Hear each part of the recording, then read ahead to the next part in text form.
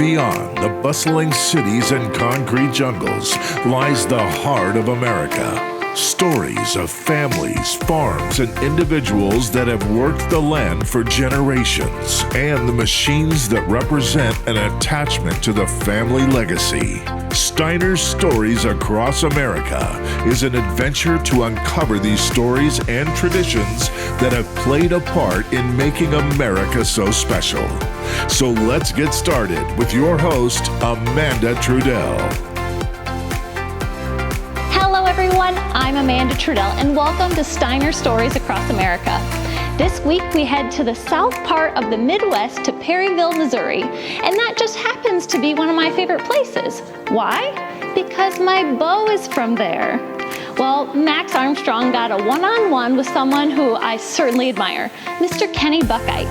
He's the driving force behind one of the best tractor museums in the country, the American Tractor Museum. Let's hear what he had to say. There are a lot of places that have tractor collections. Amanda, many of us have a collection. Some are quite small, as in the case of the collection Max Armstrong has. Some are massive. I mean, dozens of tractors. But there's nothing quite like this one, I maintain. It was the vision of local businessman, retailer, community leader, Kenny Buchheit. Kenny Buchheit, good to see you again, sir. Welcome, Max. How have you been? We're pretty good. We're real good. Local retailer, businessman, man who has done a lot for this community of Perryville and this entire region, and many other communities as well. And you've been able to see a dream come to life here in the American Tractor Museum. It's such a great location because it's easy to get to, right here in the heart of the town. Yeah, a good history behind it. That's right, an appropriate history tying in with the tractors. And you're not far off of Interstate 55. It's easy for folks to get here. You have such a wide range of tractors, and some of them are so familiar. People naturally think of John Deere, International, Massey Ferguson, but you've looked for some unique models too, haven't you? That's right. We've got the Uncle Sam, I think the only one in the United States. We have Indiana, Illinois, which is one of a couple still around. Some of these are one of a kind. They don't exist in captivity anywhere else. We have several of them, and then we have over 30 that are 100 years plus. My. That is really unique when you think about it, that you have that kind of longevity in those tractors. You had a great partner working with you. Arley Berkbuegler was such a wonderful gentleman and a friend of yours and a friend of mine and so many other people. That was a long list. He was just a magnificent fellow. We lost Arley. One of a kind. The displays are so tastefully done here. I think I've been in museums all over the world, seriously. Looked at tractor museums from Germany to Canada, all areas of the United States. Few have this kind of display touch to them so that you really get an appreciation and you can get some knowledge from each display. One of the displays here is the Walk the Line display. And it involves not just one, but two tractors, two Oliver tractors made in Charles City, Iowa, that were in the movie Walk the Line, the 2005 movie starring Joaquin Phoenix and Reese Witherspoon about Johnny Cash. And these were first manufactured, this particular model, in 1948 and produced up until 1954. Available in many different configurations, including an LP gas model as well as diesel powered. And one of these was made in 1950, one made in 1951. They delivered about 22 horsepower on the drawbar. And these two Olivers made their way right here to the American Tractor Museum after their time on the big screen. There is a car down here it's kind of a pickup truck, I guess. So explain that. Yeah, that was a Kaiser. It was made in the 50s, and back seat folded down and the trunk raised up, and it made like a little mini pickup. You know, people would haul their calves and different things around in it. You have a calf there by it, as I recall. it's really neat the way you bring this home for everybody.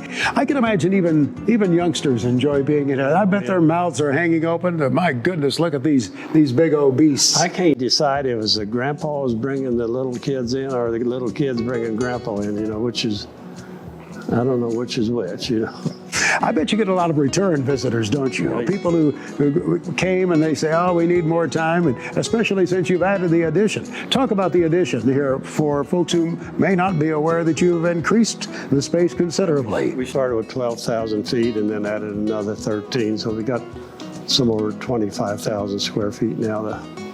25,000 square feet.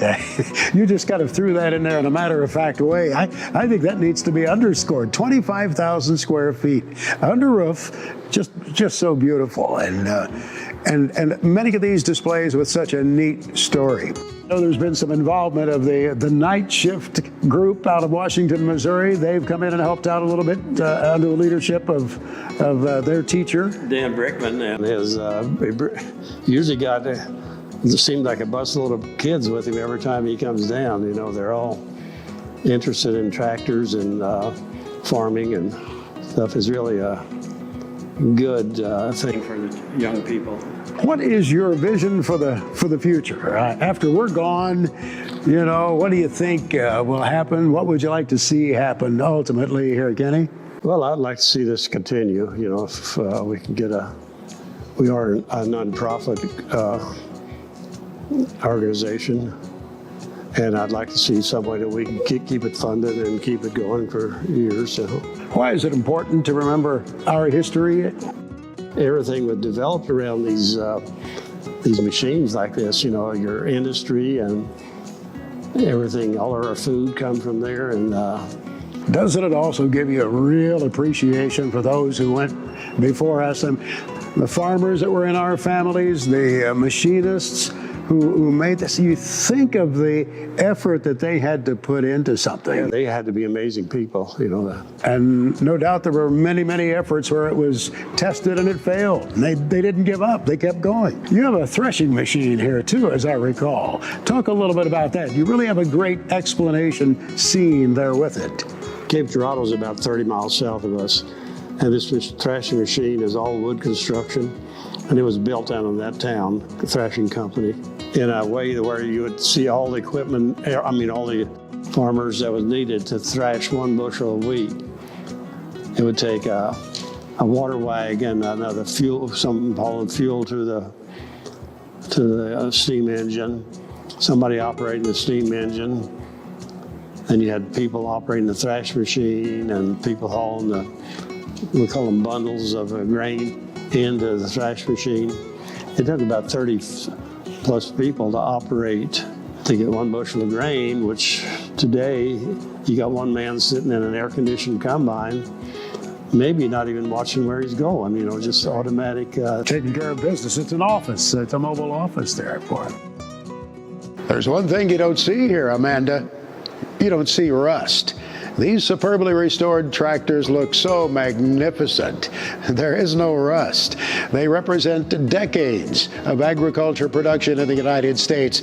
But what is very interesting is the linkage between what is old and what is modern technology. As you walk around to get the information of the tractor, you can zero in on a QR code, and you just pull up additional information about the tractor you are viewing as you walk around. You can do a screen save on that and read about it later at home. Kenny Buchheit, thank you, sir. What a treat to talk to you again. Always wonderful to see you, and we appreciate so much your friendship. Same here, Max. Thanks, Max. If you have the chance to get down to Perryville, Missouri, please stop in and say hi from all of us here at Steiner Tractor Parts. And what a great show. Remember, if you like what you see, be sure to subscribe to our YouTube channel for more great episodes of Steiner Stories Across America.